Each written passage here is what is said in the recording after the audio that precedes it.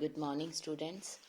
Today I am going to continue my lecture for +1 Arts Political Science, and the name of the chapter is Judiciary. Now, let us start with the topic Judiciary and Parliament. Apart from taking a very active stand on the matter of rights, जो court has been active in seeking to prevent subversions of constitution किसके through political practice. इसलिए जो areas हैं that were considered beyond the scope of judicial review, जैसे कि power of the president, governor, and इनको अंदर लाया जा रहा है the purview of the courts. There are many other instances जहाँ पर जो सुप्रीम कोर्ट है वो मतलब actively involve itself in the administration of justice. कैसे? By giving directions to executive agencies. उसके अलावा it give directions to CBI to initiate investigations against politicians and bureaucrats in hawala case. उसके अलावा the Narasimha Rao case, illegal allotment of petrol pumps case etcetera. आपने कई बार सुना होगा about the some of these cases. Many of these instances जो हैं are the products of judicial activism. Indian constitution.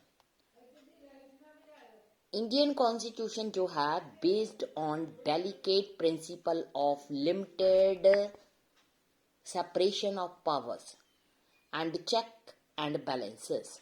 इसका मतलब क्या हुआ? इसका मतलब ये हुआ कि जो ईच ऑर्गन होता है गवर्नमेंट का उसके पास एक क्लियर एरिया होता है फंक्शनिंग का. इसलिए parliament is the supreme in making law, amending constitution. उसके अलावा एग्जीक्यूटिव जो है सुप्रीम है इम्प्लीमेंटिंग देम.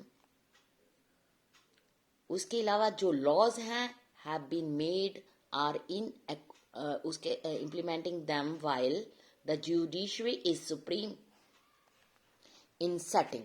क्या सेटिंग करने के लिए? डिस्प्यूट्स डिसाइड करती है वेदर जो लॉज हैं उनको इन अकॉर्डेंस विद प्रोविजंस के लिए कॉन्स्टिट्यूशन में जो प्रोविजन दिए गए हैं उसके अकॉर्डिंग बनाया गया है या नहीं. उसके अलावा जो ये क्लियर कट डिवीजन है पावर की और जो कन्फ्लिक्ट है बिटवीन पार्लियामेंट एंड जुडिशरी की, एग्जीक्यूटिव एंड द जुडिशरी, वो रिकरेंट थीम है इंडियन पॉलिटिक्स में.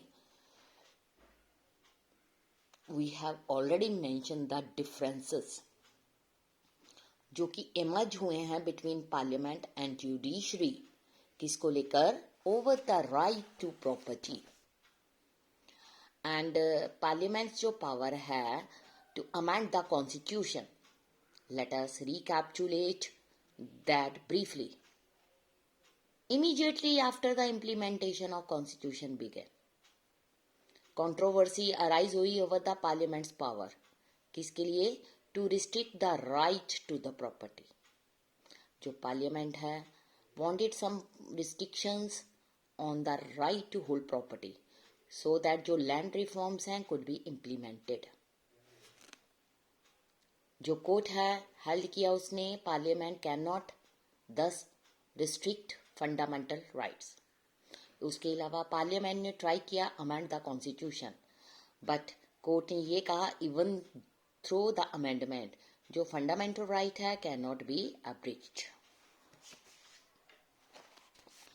उसके बाद क्या हुआ? फॉलोइंग इश्यूज जो थे सेंटर ऑफ द कंट्रोवर्सी रहे between the parliament and the judiciary. जैसे कि what is the scope of right to private property, what is the scope of parliament's power to curtail, abridge or abrogate fundamental rights, what is the scope of parliament's power to amend the constitution. उसके अलावा can the parliament make laws that abridge fundamental rights while enforcing directive principles. ये question arise हुए जब हमने dispute के बारे में discussion शुरू की. यहाँ पर एक मैं article पढ़ूंगी. While there can be no two opinions on the need for the maintenance of judicial independence, so it is also necessary to keep in view of important principle. जो doctrine है of independence is not to be raised to the level of dogma, so as to enable the judiciary to function as a kind of super legislature, super executive. जो judiciary है, interpret the constitution और adjudicate upon the right. ये बात कही है अलादी Krishnaswamy Iyer.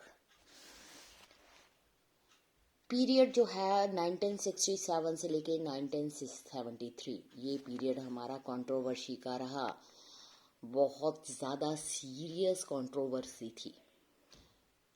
Apart from land reform law enforcing preventive detentions, law governing reservations in job, regulations acquiring private property for public purpose, and law that deciding compensation for such acquisitions of private property. ये कुछ ऐसे instances थे conflict के between legislature and judiciary. So 1973 sorry, supreme court ने एक decision दिया जो कि बहुत ज़्यादा इम्पोर्टेंट था, regulating the relation between the parliament and the judiciary. इस केस में नाम था फेमस केशवानंद भारती केस.